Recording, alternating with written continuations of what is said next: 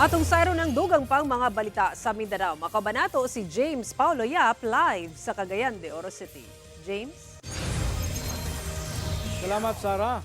Usa ka bagong himugso nga baby boy ang napalgan sa mga residente sa usa ka barangay sa Cagayan de Oro City nga gibilin sa atop sa usa ka balay. Gibalot ang bata sa eco bag nga gisulod sa karton.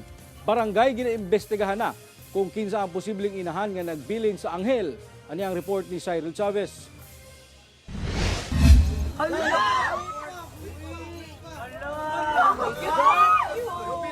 Daw eksena sa teleserye diyang hingpit nga giablihan sa mga barangay tanod ang eco bag nga ilang na-recover gikan sa atop sa usa ka panimalay sa sitio Kalaanan, Barangay Kanituan, Cagayan de Oro City. Tungod mitambad kanila ang usa ka himsog nga bagong himugsong baby boy. Gani aduna pay pusod ang baby diyang nakitaan. Saysay ni Kagawad Roel Tabuklaon, kinsa nangulo sa Peace and Order Committee ug usa sa mga unang nakaresponde.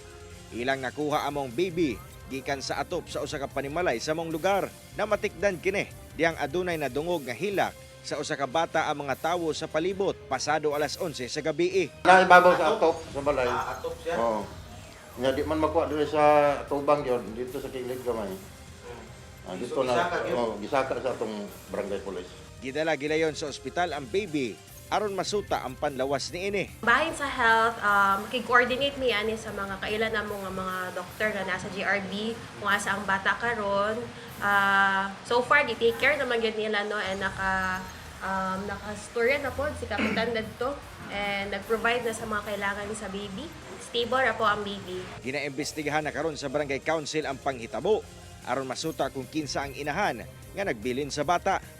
Nag-deploy na tag mga BHW aron nga among sutaon kay naaman mi datos nga naay 14 ka mga nakay nga mama nga naa diri sa among likod kani makita man nato 14 sa bulan gyud sa January 2 paingon sa isa ka bulan nga kana muni sila ang mga manakay muning among gipadtuan. Among paningawaon sa Barangay Council nga dili na malangan among mahatag ang kumpleto nga dita ani kay naaman na ato kumpleto man ang atong barangay health worker sa Barangay Kanituan.